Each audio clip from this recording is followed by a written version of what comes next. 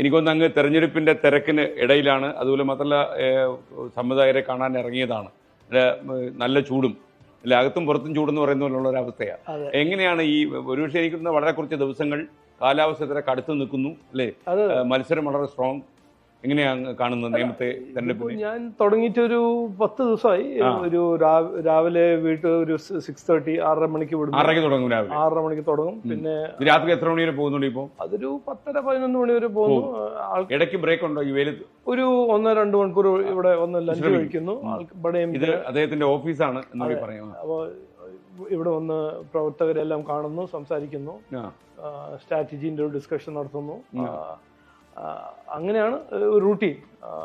ചൂട് എന്ന് പറഞ്ഞാൽ സമ്മറാണ്, അപ്പൊ ചൂടുണ്ടാവുമല്ലോ. ഈ നേമത്തെ സ്ഥാനാർത്ഥിയായപ്പോൾ BJP അധ്യക്ഷൻ എന്നുള്ള നിലയിൽ സംസ്ഥാന തലത്തിലെ തെരഞ്ഞെടുപ്പിന്റെ ഉത്തരവാദിത്വം അങ്ങേക്കുണ്ട്. അപ്പോൾ അതിൽ കാര്യമായി ഇടപെടാൻ പറ്റുന്നുണ്ടോ, യാത്ര ചെയ്യാൻ പറ്റുന്നുണ്ടോ? എങ്ങനെയാണ് ഇപ്പോഴത്തെ അവസ്ഥ? അതോ നേമത്ത് തളച്ചിടപ്പെട്ടു പോവാണ്? അല്ല, അതിന് ഞങ്ങൾ ആദ്യം തന്നെ പ്ലാൻ ചെയ്ത് വെച്ചിരിക്കുന്നത്. അതില് ഒരു ഉദാഹരണമായിട്ട് ഞാൻ പറയാണ്, ഞങ്ങള് 2-3 സീനിയർ ലീഡേഴ്സ് ഈ ഇലക്ഷന് മത്സരിക്കുന്നില്ല. Advocate Suresh general secretary, MT മത്സരിക്കുന്നില്ല. അവര് മത്സരിപ്പിക്കുന്ന ആൾക്കാരാണ്, ലീഡേഴ്സാണ്. അപ്പോ അവര് നന്നായി ഒരു ഇലക്ഷൻ മാനേജ്മെന്റ് പ്രോസസ് അല്ല, നമ്മൾ ആദ്യം തന്നെ തീരുമാനിച്ച ഒരു പ്രോസസ് നടക്കുന്നുണ്ട്. അതെ, അത് എന്റെ ഇൻവോൾവ്മെന്റിന് അത്ര ആവശ്യമില്ല. ചില സ്ഥലത്ത് എന്നെ വിളിക്കുമ്പോൾ സ്ഥാനാർത്ഥിന്റെ സപ്പോർട്ടിന് ഞാൻ പോകുന്നു, അത് മാത്രമേ ഉള്ളൂ.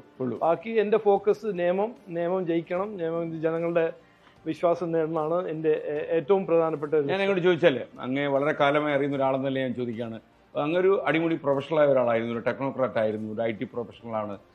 അതിൽ നിന്ന് അങ്ങ് ഒരു മുഴുവൻ സമയ രാഷ്ട്രീയക്കാരനായി മാറി. ഞാനത് ഒരിക്കലും പ്രതീക്ഷിച്ചതല്ല അങ്ങനെ ഒരു ഫുൾ ടൈം പൊളിറ്റീഷ്യനായിട്ട് മാറും. ഞാനും പ്രതീക്ഷിച്ചില്ല.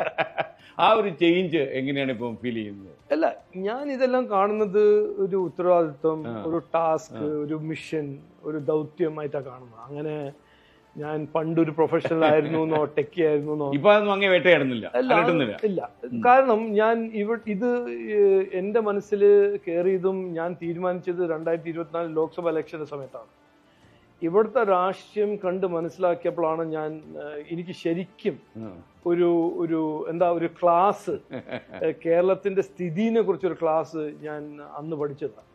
അന്ന് ഞാൻ മുമ്പോട്ട് വെച്ചൊരു സ്വപ്നം, ഒരു കാഴ്ചപ്പാടെന്ന് പറഞ്ഞാൽ ഈ വികസനം, ഈ വിവാദം മാറ്റിവെച്ചു.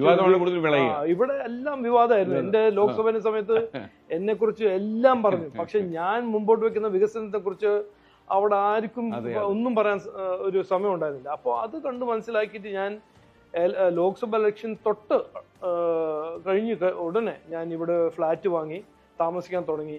അതൊരു വാശിയാക്കി. ഇനി വേറെ ഒന്നും ചെയ്തില്ലെങ്കിലും ഇവിടെ നിന്ന് കുറച്ച് വികസനത്തിനെ കുറിച്ച് ഒരു ചർച്ച തുടങ്ങണം എന്നാണ് എൻ്റെ ഒരു അന്നത്തെ ഒരു താല്പര്യം. ഞാൻ ഇടയ്ക്കൊന്ന് ചോദിച്ചോട്ടെ, അങ്ങ് ഒരുപക്ഷെ അങ്ങേപ്പോലെ ഒരുപക്ഷെ ഇത്രയും പ്രൊഫഷണലായി ഉള്ള ഒരു IT ആള് രാഷ്ട്രീയത്തിലേക്ക് വരുമ്പോഴും ജനകീയ പ്രവർത്തനങ്ങളിലേക്ക് ഏർപ്പെടുമ്പോഴും കേരളത്തിൽ ഇത്രയും വിവാദം പൊട്ടിമുളയ്ക്കുന്നതൊക്കെ എന്തിനാണ് എന്ന് തോന്നുന്നത് സ്വാഭാവികമാണ്. കുറച്ച് ഒരു പരിധി വരെ ടെലിവിഷനൊക്കെ ഇതിനകത്തൊരു സ്വാധീനമുണ്ട് എന്നുള്ള സത്യമാണ്. അപ്പോൾ ഈ അങ്ങ് ഇവിടെ വന്ന് വാശി കെട്ടി താമസം തുടങ്ങി, എന്തെങ്കിലും മാറ്റം ഉണ്ടാക്കാൻ പറ്റി? അല്ല, മാറ്റം ഉണ്ടാക്കാൻ പറ്റി മാത്രമല്ല, ഇന്നലെ ആരോട് ഇന്ന് രാവിലെ സംസാരിക്കുമ്പോൾ LDFന്റെ പ്രചരണ വാഹനം ഞാൻ കേൾക്കുകയായിരുന്നു. ഞാൻ ആദ്യം കേട്ടിട്ടുണ്ട്. അവര് പണ്ട് കാലത്തെല്ലാം എന്തായിരുന്നു ആ പ്രചരണ വാഹനത്തിൽ പറയുന്നതും ഇന്നും ഒന്ന് കമ്പയർ, ഭയങ്കര വ്യത്യാസം ഉണ്ടല്ലോ. ഇന്നിപ്പോ വികസനത്തിനെ കുറിച്ച് LDF സഖാവുമാര് പറയുന്നുണ്ടെങ്കിൽ അതന്നെ ഒരു വലിയ മാറ്റമാണ്. കഴിഞ്ഞ 8 മാസമായി ഞങ്ങൾ നിരന്തരമായി പറയുന്ന എന്താ കാര്യം, ഇവിടെ വികസനത്തിന്റെ ചർച്ച നടന്നാലേ നമ്മുടെ നാട്ടിൽ മുമ്പോട്ട് പോവുള്ളൂ എന്ന് ഒരു നിർബന്ധമായിരുന്നു, ഒരു വാശിയായിരുന്നു. ഇന്ന് അത് ഇപ്പൊ കാണുന്നുണ്ടല്ലോ. പിന്നെ ലോക്കൽ ബോഡി ഇലക്ഷൻ എനിക്ക് ഏറ്റവും അതിശയമായ കാര്യങ്ങൾ ഞാൻ കണ്ടത്, ചില കോൺഗ്രസ് കോർപ്പറേറ്റർ സ്ഥാനാർത്ഥികൾ വികസിത ഫ്ലെക്സ് വെച്ച് മത്സരിക്കുന്നു. അതെല്ലാം നല്ലതാണ്. അത് ആ ചേഞ്ച് വരണം. ആ ചേഞ്ച് വന്നില്ലെങ്കിൽ നമ്മൾ 70 കൊല്ലമായി അതേ തല്ലിപ്പൊളി രാഷ്ട്രീയം കേട്ട് മടുത്ത് ഒന്നും ഒരു മാറ്റം കൊണ്ടുവരാത്തൊരു രാഷ്ട്രീയം ഇനി അത് തുടരാൻ പാടില്ല. ഒരു മാറ്റം കൊണ്ടുവരണം. നമ്മുടെ നാടിന്റെ ഭാവിക്ക് വേണ്ടി, BJPക്ക് വേണ്ടിയിട്ടല്ല, നാടിന്റെ ഭാവിക്ക് വേണ്ടി, നമ്മുടെ കുട്ടികളുടെ ഭാവിക്ക് വേണ്ടി ഒരു മാറ്റം ഇവിടെ ഒരു അനിവാര്യമാണ്.